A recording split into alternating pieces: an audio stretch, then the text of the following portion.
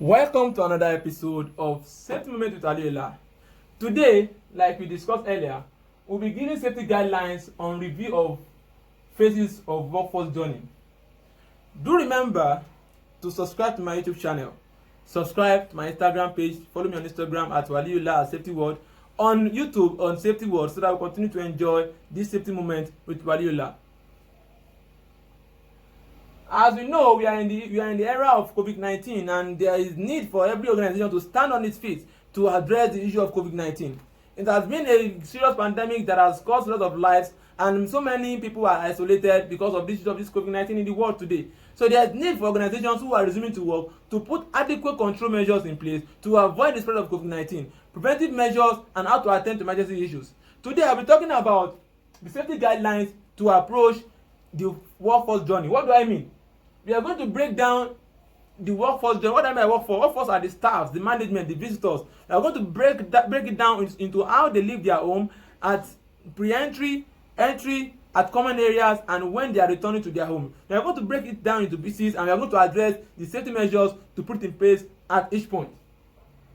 Like I said, workforce journey can simply be described as the path through which members of the organization, including the employers, staff, and visitors, passes through and fro the organization. This presentation is to establish this path, break it down to phases, and recommend preventive and corrective control measures. We have basically 5 phases that we are going to talk about. From the home, transportation to work, that is mobilization to work. Pre-entry, before they get into the organization. Work activities, when they are working. Then the common areas like the toilet, the cafeteria, and every other common area. Then returning to what? To work. To identify safety control measures, this will be broken down into 4 parts. We are going to give general safety procedures that is applicable to most of them. We are going to talk about traveling to work and entry at work site and common areas. The general safety procedures that are to establish that applicable to most places, they include number 1, the organization should promote healthy safety habits, healthy safety practices, and personal safety. Use prominent displays highlighting new processes and policies. At this stage, every organization should have reviewed their policy, their processes, and they should be publicly displayed for everyone to see in the organization. Mandatory use of PPE, especially the nose masks, the hand glove. High visibility, deep cleaning. There must be deep cleaning, not only just using soap and just cleaning, washing. The cleaning must be very, very deep in order to combat this COVID-19. Minimize use of handles. And like I said in one of my presentations, that we should turn our manual handles to automatic doors. Improve filtrations and ventilations. There's no need for AC at this moment in time. Increase hygiene and protocols. Traveling to work. When traveling to work, there should be increase in safety protocols to be observed. This include encourage the use of private transport. At this point in time, I think all these Uber, what they call them, they should be making their money now, because people should actually be encouraged to take private transport. But that doesn't mean that they should be hike in price. They should also bring the price down so that it should be affordable for everyone. We need to be moderate at this point in time in order to combat this moment. Use of stagger entry. What do I mean by stagger entry? In the case where there will be line up, everybody will not line up like this. No, there should be staged entry, right and left. There should be 2 entries, so that when someone is here and another person does not line up at the back, it goes to the other place like that, transverse like that, so that there won't be much contact. Limit on-site capacity. If some work are not necessary to be done, there shouldn't be need for every worker to attend the workplace at every point in time. But that doesn't mean you should reduce our salary.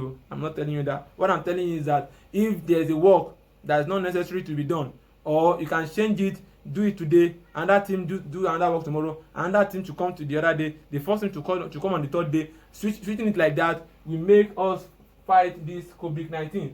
Separate hours for vulnerable population. Like those are vulnerable, the vulnerable people, the blind, and those that can't, the lame, and every other vulnerable people, the younger ones. There should be separate hours for them to attend to them.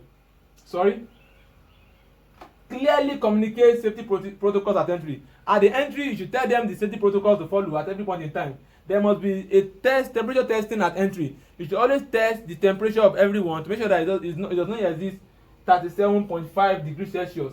Provide disinfectant and hand sanitizers. At work site, what are the procedures to put in place at work site? Physical separation of workstations, changing rooms, and dining rooms. If possible, your dining room should not have a barrier. You know, when we are in school, our library is always with barrier. Everybody with his own unit, his own position. So it can be applied in this case too. In your cafeteria, everybody should have his own barrier. You finish eating, you leave. You don't need to have any communication at this point. Same happens to the workstations too. There should be this kind of safety procedures we put in place, including the changing room. Changing room for Mr. A should be for Mr. A, for Mr. B should be for Mr. B. There shouldn't be interchanging of positions. Each worker should have his own tool.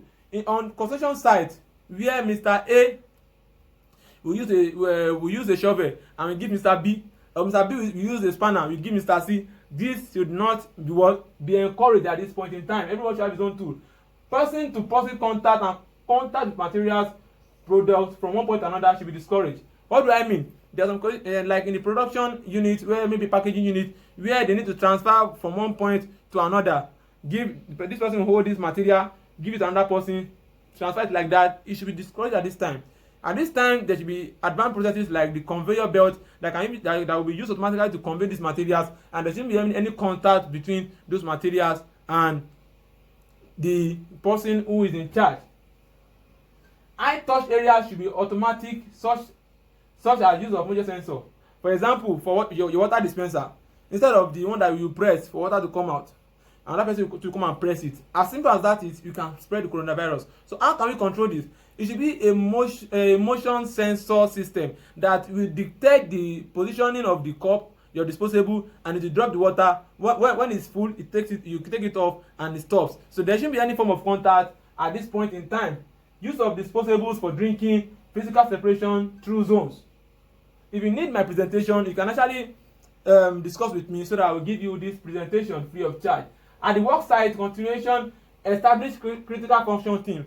Who are critical function team? They will be specifically meant for this COVID-19, addressing COVID-19, making sure that they carry out their proper investigation, making sure that they carry out their daily inspection to make sure that everybody complies, and in case of emergency, they address the issue of these emergency issues.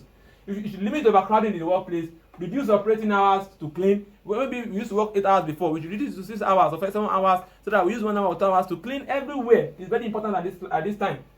Providing cleaning equipment and encourage frequent cleaning, deep cleaning, use of contactless thermometer at specific point of the workplace. That is something that will be fixed at some point in the workplace, that you just go there and check your temperature.